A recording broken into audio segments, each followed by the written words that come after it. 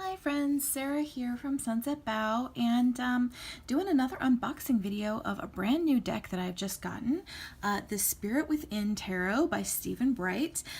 So as I may have mentioned before, I have had a lot of interest recently in looking at some more modern styles of tarot decks. I ended up getting the Fountain Tarot because, specifically because it had a little bit more of that modern look to it, which wasn't something that I kind of had going on really in any of my tarot decks up to that point.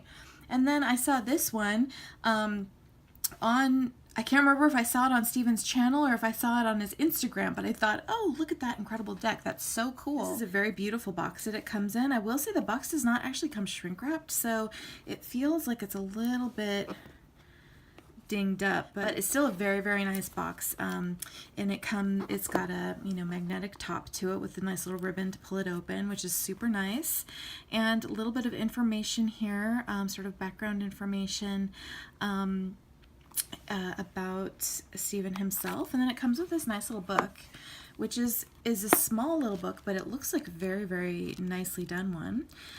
So it looks like it has, again, a little bit of background on the deck, and then it goes into the majors, and this is really cool. For each of them, it looks like it has sort of a statement from the perspective of the actual card itself, which is kind of cool. It has a little bit of a description of the actual image on the card, and then it sort of explains the meaning of the card and then gives some keywords for each of them. So that's really nice. That looks like it's going to have a lot of good information in it. For a book offering a minimal amount of information, this looks like it sort of has like short but very sweet, like not a ton of kind of rambling on, but just very, very kind of on point meanings for everything. It looks like it just sort of gets to the heart of the matter really fast. So that's really cool. For the minors, it looks like it pretty much has the exact same amount of information for the minors, maybe a little bit less. Couple sentences less, but very, very similar. Each of them still has a full page, so that's really cool. So yeah, it looks like a very nice little book here. Everything on the book is full color. It has a small representation of the card in full color. The cover is glossy. It's very nice. And then at the end, let's see if we've got anything else here. Oh, it looks like we have a spread, a Spirit Cross spread. So that's really cool. That gives something to try, and then just a conclusion. So like I said, the book is small. Ooh, that's really cool. That's cool how it has the person sitting on the top of the hill here, and then it kind of wraps around and connects to, I'm assuming this is the Strength card. I'm just going to guess that that's probably the Strength card, which is really neat. So I really like that imagery, and yeah, it's a small little book, but it looks like it has a lot of information and really gets you that information that you really need to be able to read the deck. So so that's really cool. And then we'll just go ahead here and pull out the deck itself. The deck itself is actually wrapped in plastic, so I'm going to go ahead and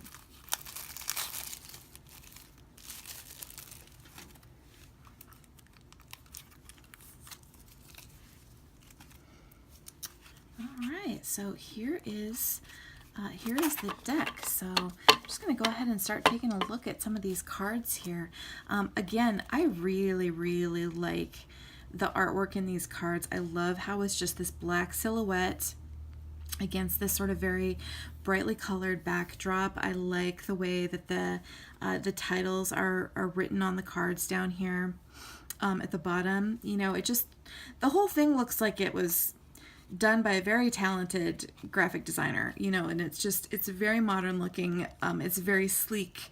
I love how it's borderless. It's a really, really cool, really, really cool imagery. This cardstock is relatively shiny and laminated, but that actually kind of suits the character of this deck. This sort of shiny feel to it kind of makes the artwork pop, I feel, in a way that it might not if the cards were really matte. I feel like how shiny it is kind of really makes the really makes the colors pop out, and it makes there be like a clear contrast between the silhouettes and the colors in the background. So it makes it look brighter, I feel, probably, than it would if it were completely matte. So yeah, really love this Fool card. I really love the position of the pose of the person. I really love the pose of the little dog.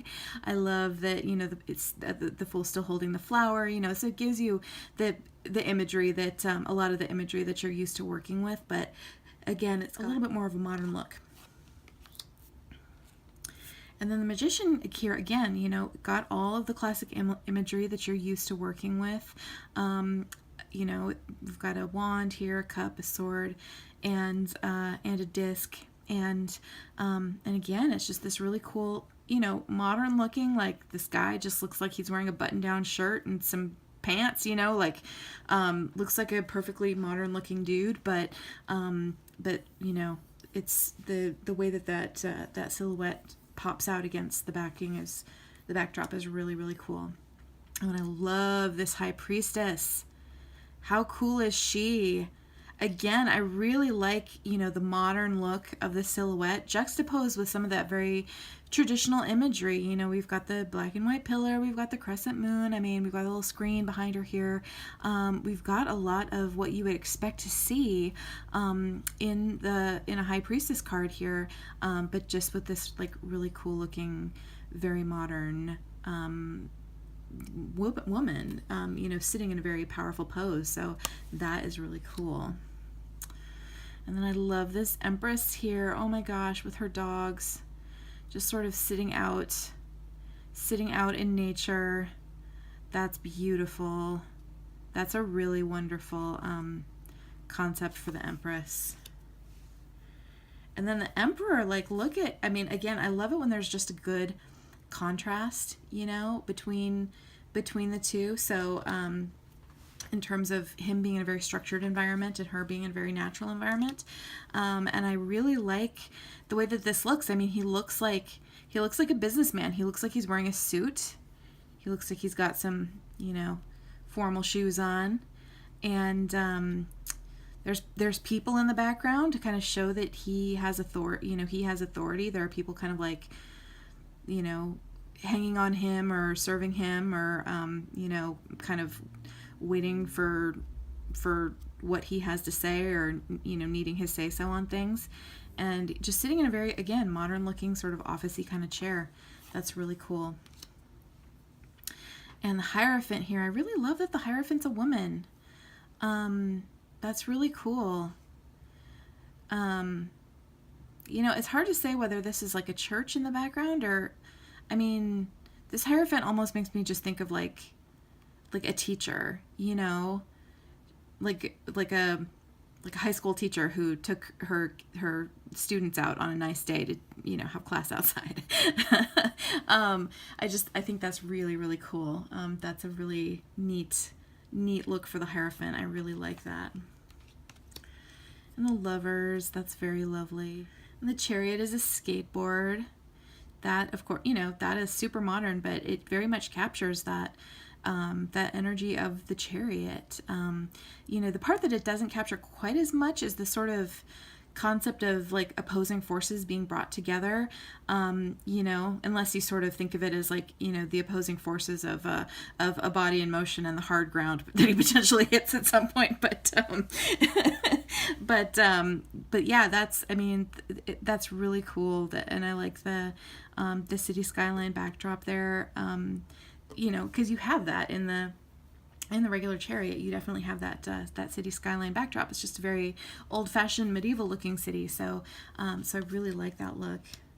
And oh, I love this Strength card. Like, that's just beautiful. Like, what a beautiful, you know, the beautiful use of space. You know, that's really, really cool. She's bending down and looking that lion right in the eye. That's so neat. Oh, and the Hermit. Oh, okay, so what we have here on the book is we have the Hermit on the front and Strength on the back. So that's really cool. And those are definitely two of my favorite images so far. I really like this. You know, the tone of the, you can see the different tone in the purple really captures that it is, you know, really more night or like sunset. This, you know, sun's going down in this Hermit card. It's getting dark. And so you really do get that sense that it's kind of up on the mountaintop, and it's kind of dark, and he's going on that journey within. So the Wheel of Fortune, really great. Again, you know, I love the way that these just black silhouettes work. They just have such a punch, and the people themselves, there's so much like emotion. There's an emotion and feeling conveyed through their postures and everything like that. So I think that's really, really well done. Justice, that's really cool. It's Justice here is a man instead of a woman, which is, you know, I'm not as used to, but I really do like that. I like that there's clouds here. I like that there's the sword is kind of giving off light to sort of indicate that, you know, the sword is sort of the light of reason. You know, it's kind of cutting through clouds of clouds obscuring the truth. So I really like that. And that is a really cool Hanged Man. Again, just an awesome silhouette. So much detail in the trees here, and again, it's so recognizable. But I love the use of this negative black space here and everything. It is really striking. And a beautiful Death card. You know, that's really lovely. I think that just you know, it gives you a lot to sort of draw from. I mean, it doesn't have a lot of the sort of traditional symbolism. I mean, we've just got sort of grave sites here and sort of a reaperish looking woman, but it is a woman. She has these beautiful wings. You know, she doesn't look like a scary death at all.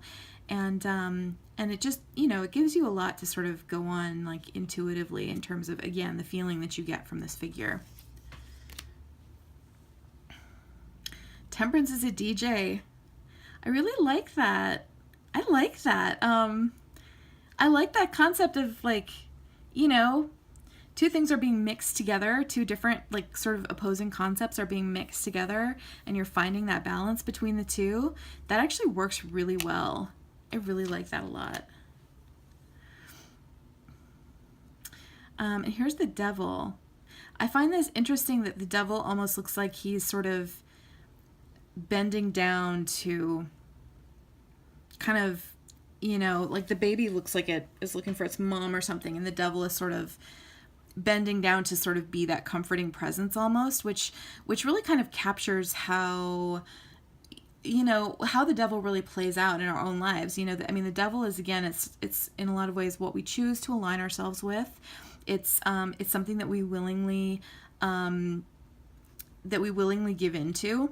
You know, it's something that kind of holds us in a powerless position. And so this idea that, you know, this baby sort of crying out for, you know, this very kind of primal sense of comfort is getting that comfort from the Devil, really says a lot about the relationship of you know, adults to the Devil. And it gets at something that I think you don't really get in this sort of traditional depiction of the Devil with two adults on loose chains. You know, this whole idea that there's something very deep within you, you know, something that goes back almost into your past, where you were crying out for some comfort that is so deep seated. This need is so deep seated that it's almost like, you know, the child within you is who is crying out for that, and that the Devil is offering you this comfort, this like really strong feeling of comfort, that you know, most people would think of it as like a comfort that you might get from being soothed by an adult when you're a baby. I mean, that's just a very, very powerful depiction of the Devil. I really, really like it. The Tower is cool. It's a really it's definitely a traditional tower. The Star, that's really lovely. That is really lovely. I like how it gives you that sense, and just showing this woman, you know, sort of looking up at the star. You know, this isn't necessarily like the woman that you see in the card where she's actually, you know, pouring out the waters, although it could be, you know, it could be, you could certainly read it that way. But I like, you know, this just sort of feeling that she's kind of all alone out there, and she's looking up at the star, and you do get that sense of hope, and that sense that it, you know, here's a city over here. It's a sense that it could lead her somewhere. And that's really neat. The moon, that's awesome. You know, and that is very, very traditional Rider-Waite-Smith moon. I mean, you've got a dog here, you've got a wolf here, you've got the pillars, like it very much there. You got the water. You know, aside from the like creepy crustacean crawling out of the water, you pretty much got everything that is in a traditional Rider-Waite-Smith moon. So that one's very, very traditional. But this I think is really cool. This is almost like doing a sun salutation. And I like that there's like this like Stonehenge in the picture. You know, it kind of gets at that meaning of the sun in terms of, you know, illumination, like how these ancient structures were used to do astronomy and tell time. And you know, so this actually is shedding light on scientific truths. This light behind this circle of standing stones is shedding light on scientific truths. So it really is, you know, illuminating things that you can't see otherwise. And I really like that. And then of course we've got the sunflowers around, and there's definitely a very joyful feeling radiating from this figure. So that's really awesome. And I really like this Judgment too. I love this. It's almost like the angel's a jazz musician. Like, that's awesome. I love that. I love that modern take on the Judgment Angel. That's so cool. And the people, I mean, this guy, I mean, I don't know. I suppose you could read him as raising the roof. Like, he does look like he's cowering a little bit, but for the most part, people are looking very joyful at this, you know, this call that's coming for them, and I really like that.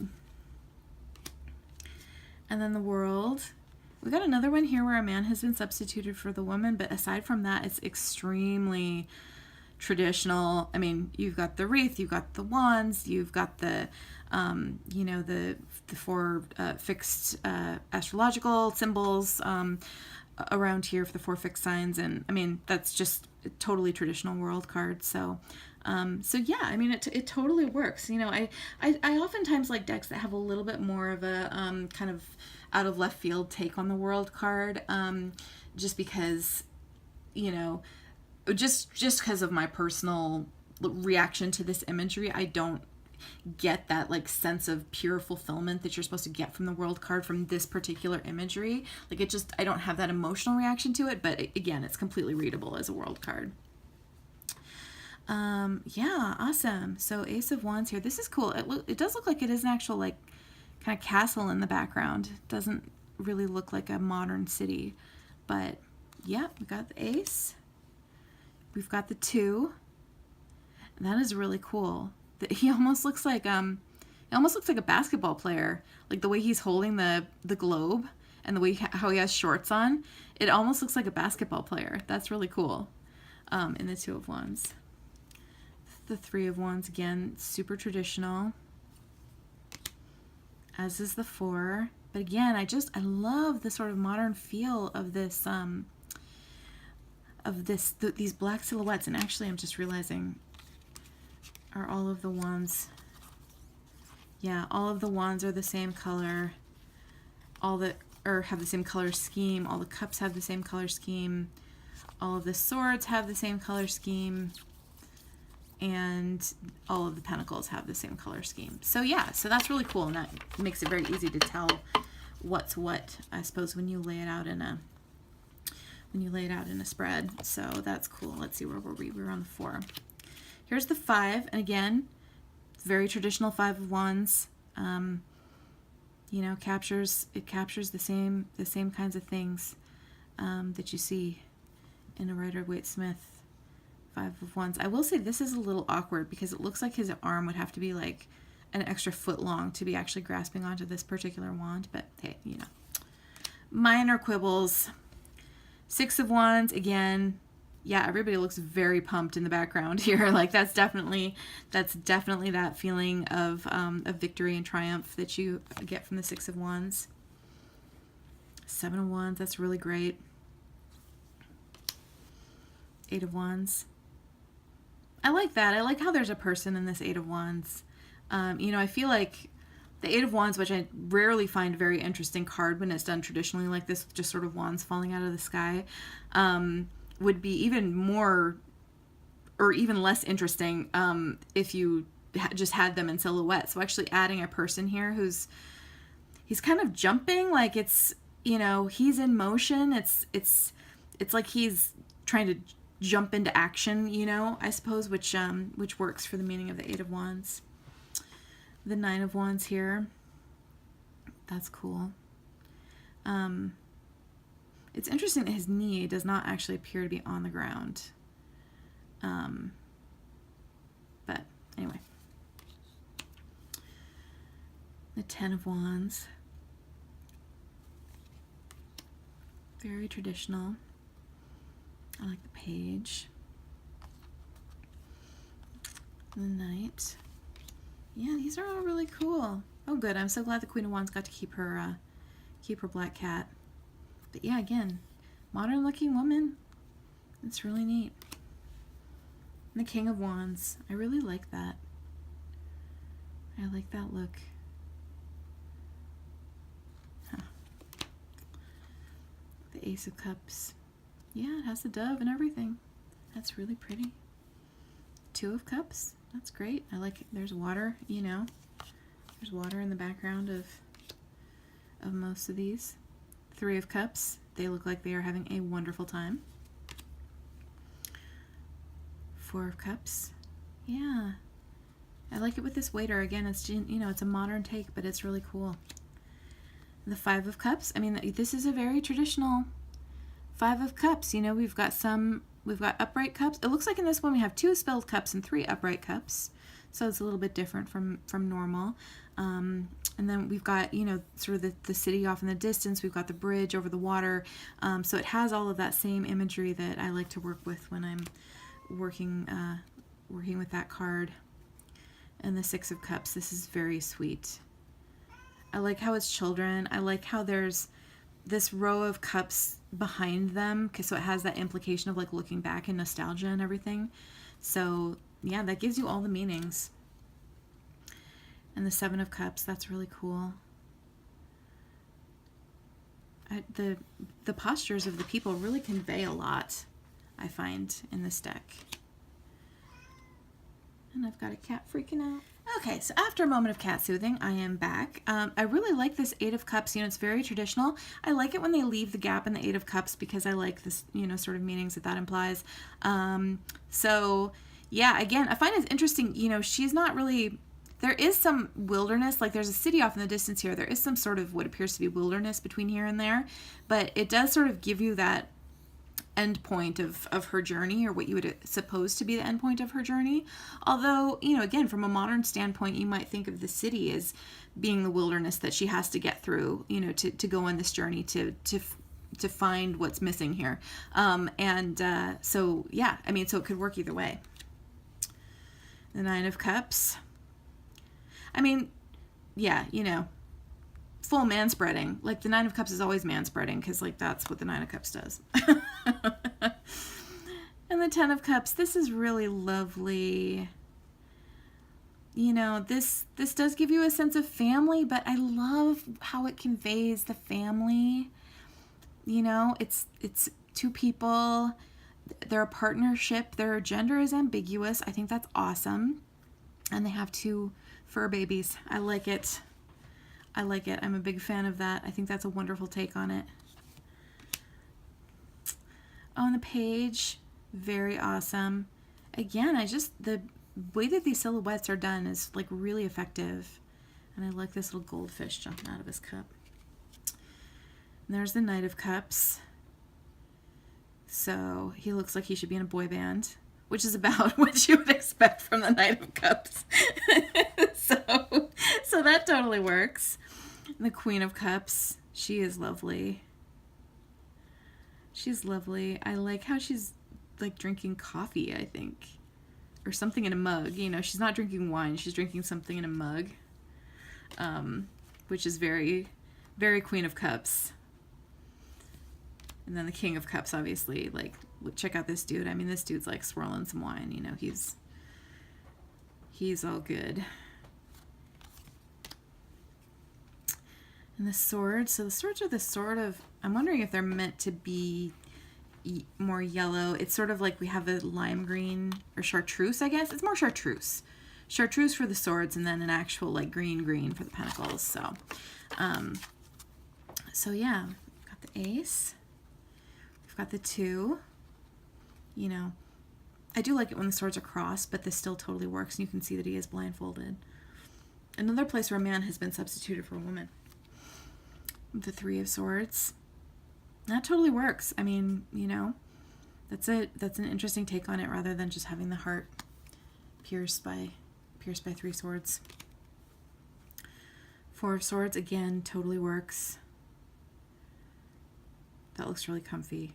I'd like to be there right now. 5 of Swords, again, so a lot is conveyed here by just by the silhouette, just by the posture. And people are, you know, yeah, I mean, that totally works. The 6 of Swords, I like it when there's more than one person in the boat, in the 6 of Swords, just because, I don't know, the 6 of Swords to me, like, there is a lot you can do with it in terms of, like, the help that you get, you know, when you're journeying from one place to another. I mean, the 6 of Swords to me, like, a lot of it sometimes kind of conveys a metaphor for recovery, like in the Rider-Waite-Smith, because the people who are actually sitting in the boat have the swords like right in front of their eyes. They can't really see where they're going necessarily. Whereas the person who is actually rowing, it can see where they're going. And so they're sort of trusting him to take them somewhere to a destination that they maybe can't quite see yet, which to me kind of conveys a lot. I don't know. It always makes me think, like, you know, I've gone through depression and stuff in my life, and it always makes me think of the sort of help that you might get from, like, the medical profession and stuff like that when you're actually going through recovery from a mental illness like that, or, you know, recovery from just about anything, really. And so I do like that because I like what that conveys. But, you know, this still works, and it is a very cool image. The 7 of Swords, again, I mean, very, very traditional 7. The 8, that's beautiful. That's beautiful. Again, it's very clear that she is blindfolded. And, but yeah, you can tell. I mean, she can get out. No problem. The 9 of Swords. Again, it really does convey a lot. Just by the postures.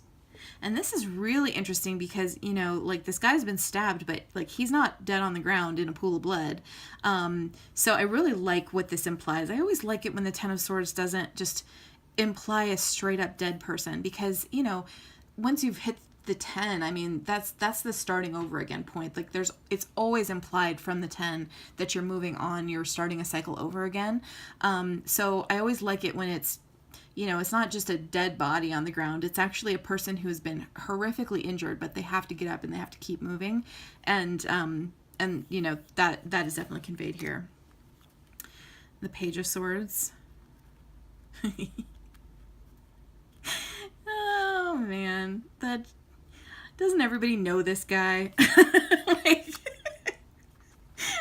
everybody knows that guy. Watches too many martial arts movies, and thinks he can do martial arts just because he's watched a lot of martial arts movies. The Knight of Swords, again, you know, really nice image. I like the bird in the sky. The Queen of Swords, this is awesome. You know, this is awesome. It's like she's reading. This almost looks like she's got her computer in front of her, like her laptop in front of her, and so she's like studying and working and thinking and, you know, using all of those mental faculties, and that's a really awesome Queen of Swords. And then there's the King of Swords. It's a very bold pose, very resolute. Totally works for the King of Swords. So we've got the Ace of Pentacles. The 2 is on a unicycle. I really like that. I really like that. And I like that there's still the ship in the background and everything. The 3. very traditional. And the 4, I mean, the 4, that's nice. Like, this totally works. I mean, you can read this in all kinds of ways. I feel like the 4 of Pentacles has a lot more ambiguity than people normally give it. That's one of my pet peeves about the 4, and it's my pet peeve about the 7 of Swords too. Like, there's a lot more ambiguity to both of those situations than people normally give them, and so I like this. I mean, he's just carrying those pentacles, you know. Just because he's not giving them away doesn't mean that he's you know, being greedy. Like, sometimes you need to keep all your pentacles. Like, you need your dang pentacles, man.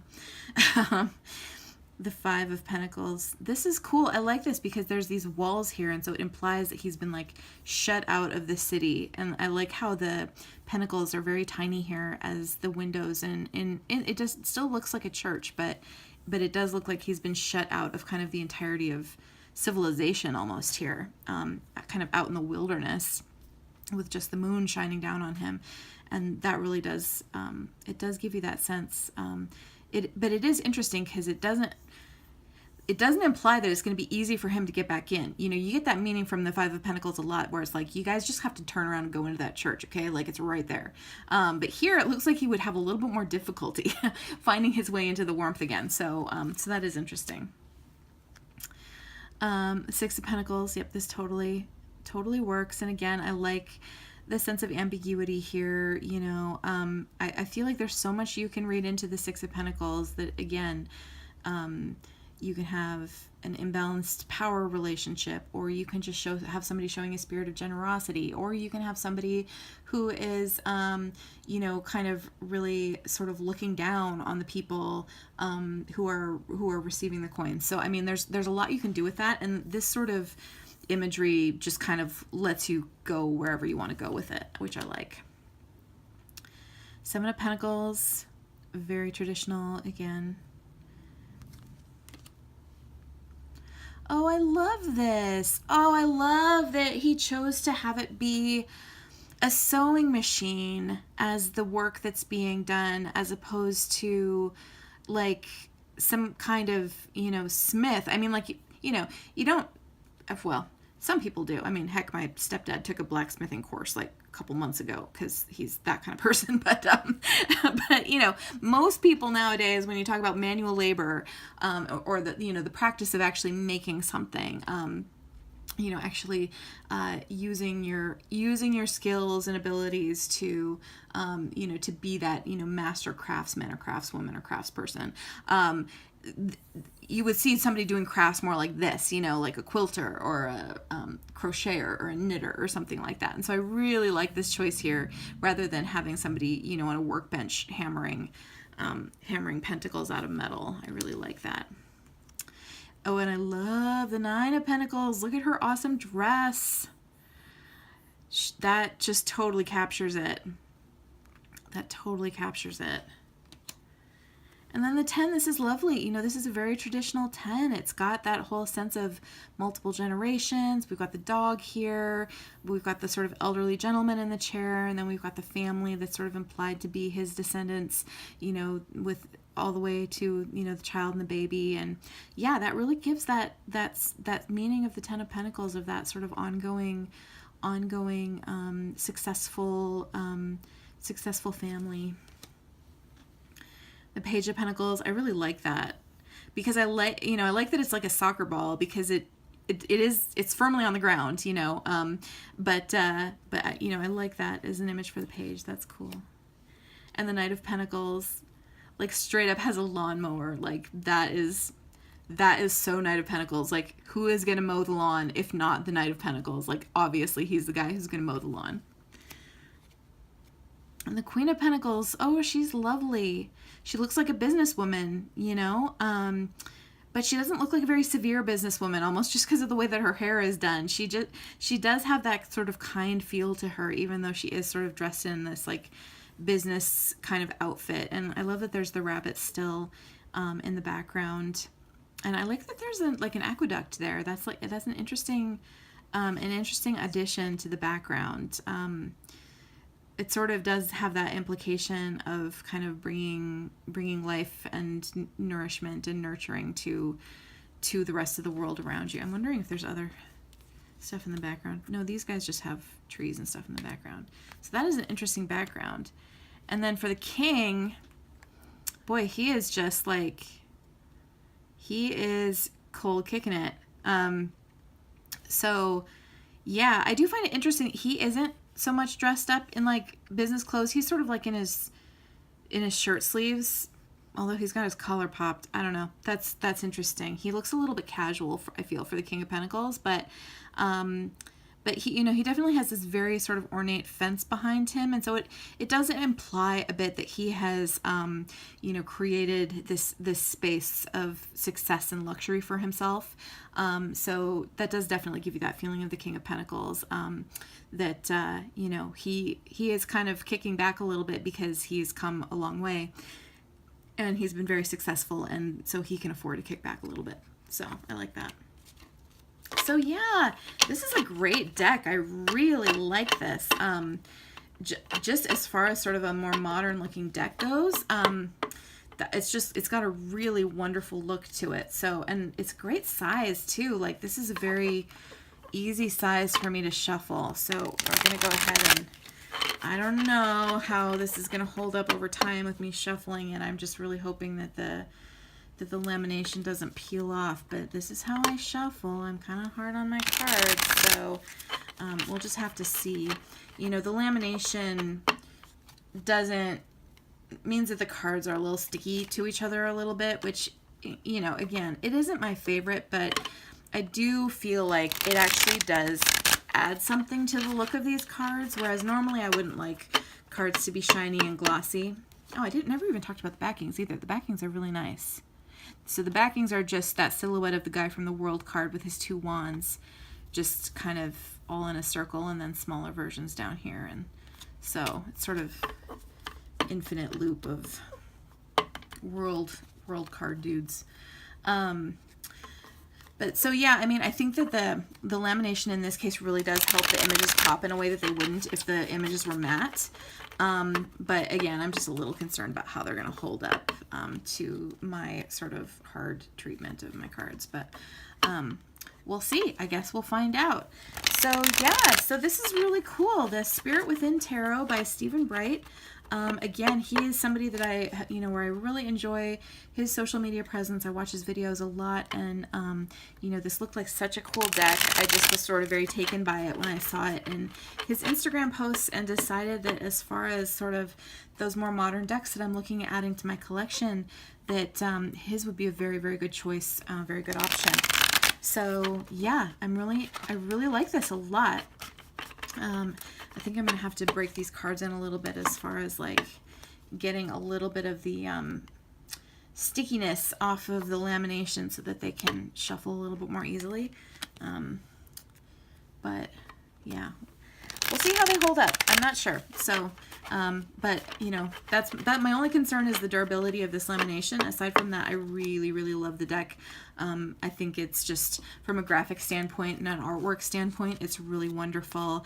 The whole package is really quite nice with the book and the box and everything. So yeah, the Spirit Within Tarot. I think this is really awesome. I'm super excited to use it. I'm probably going to end up doing a deck interview spread, and I'll probably go ahead and film that. So maybe I'll add this onto the end of this video. I decided I'd go ahead and film that deck interview spread that I often do with new decks, with the Spirit Within Tarot, which I just got. And I've been looking at this deck, and I really, really like the looks of it. And I think it's going to be very easy for me to pick up and read. The meanings are extremely consistent with the Rider-Waite-Smith based meanings, and it just has really cool artwork. But I think it's going to be an easy one for me to pick up, and it really does kind of go with that sort of impulse that I've been having towards getting some more modern artwork style decks recently. So I'm just going to go ahead and do this spread quick here. I'll do one more shuffle, and then we'll call it good.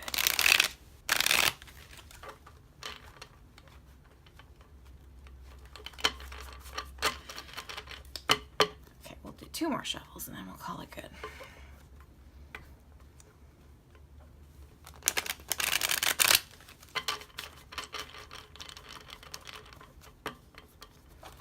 Okay. these back into shape a little bit.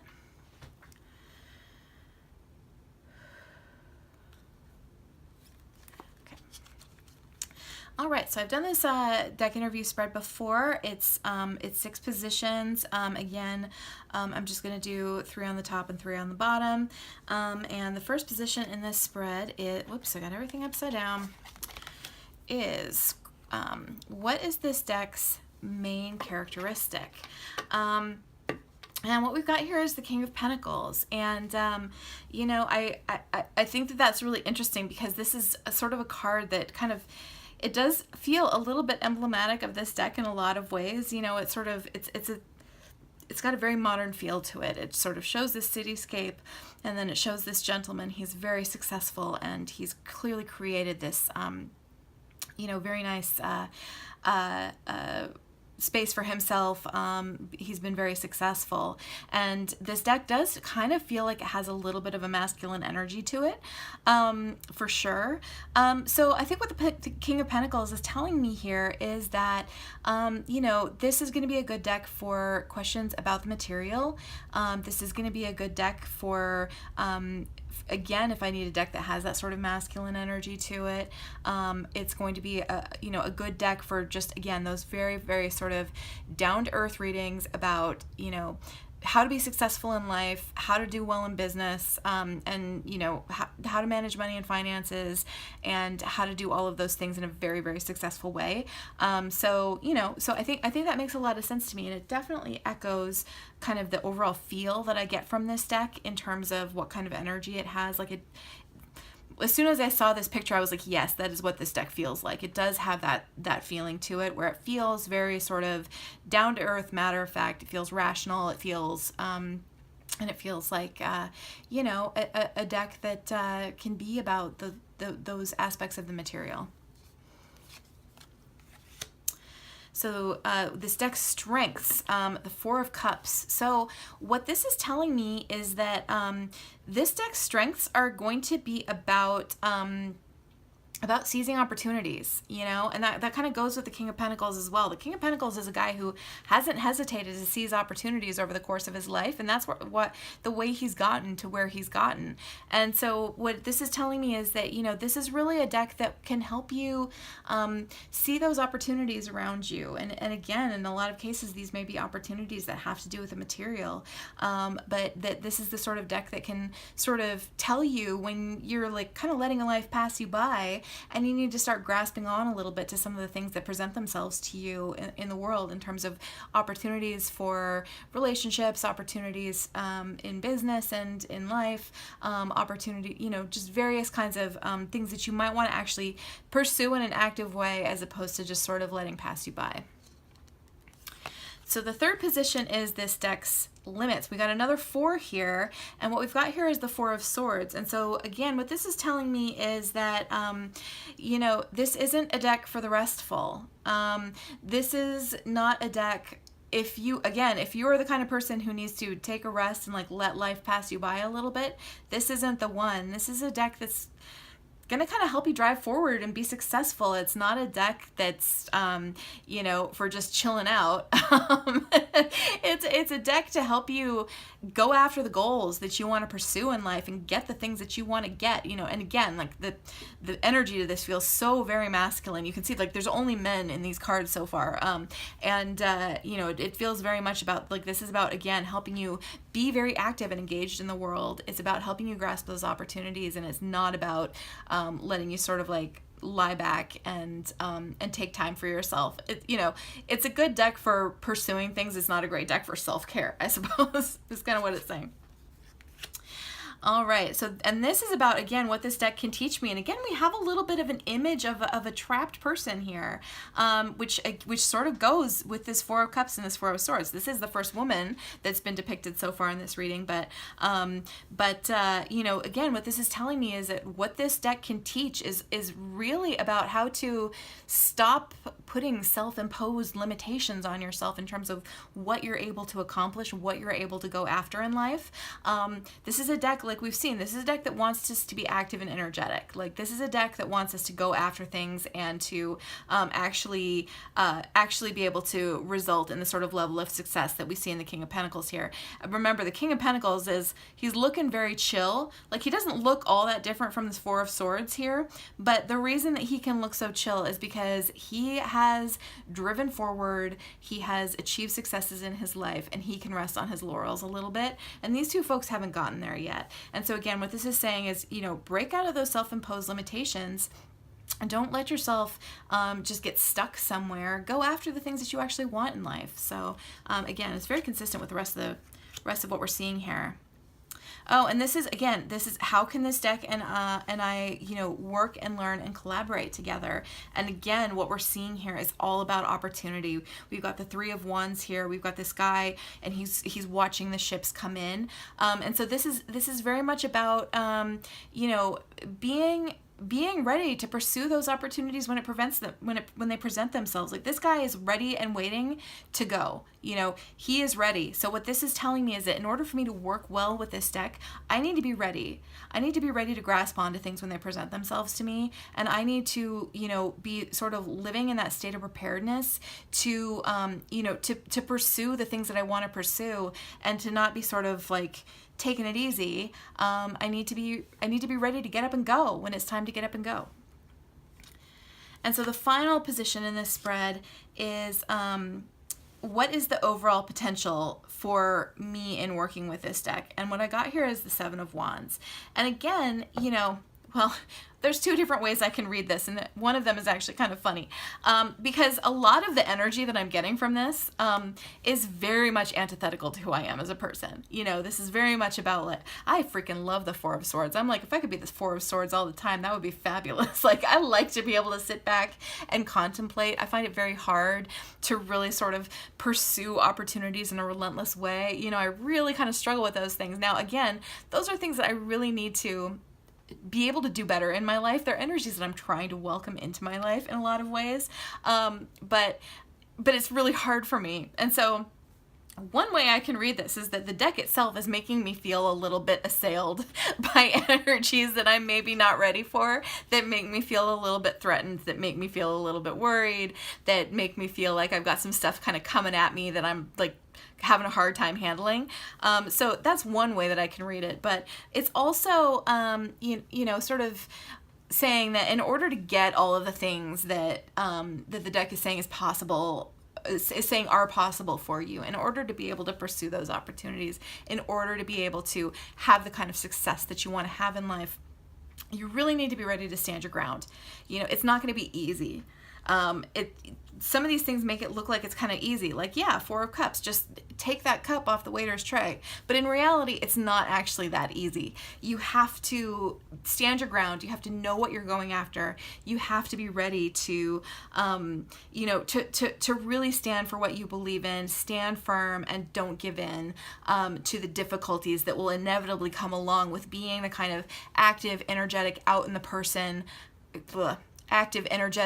the world person that this deck is telling you that you need to be. So a couple of different ways I can read this. One is that, again, some of this deck's energies, the way that it's coming at me, are feeling a little bit threatening to me, and I'm going to really have to do some work to let myself not be fending them off at every turn. But also that just in general, in order to be the person that this deck wants you to be, that active, like I said, active, energetic person who's ready to step up and pursue opportunities whenever they arise. This is telling you that, you need to be able to withstand some difficulties. You need to be able to stand your ground. You need to be firm in what you believe and ready to pursue the things that you want to pursue in life. So that's the Spirit Within Tarot. I really like this deck. Like I said, I'm feeling a little bit like this, but I know that all of these things are energies that I do need to bring into my life. So I'm ready to take it on. So yeah, very cool. Anyway, so thanks so much for watching. Have a great one, and bye-bye.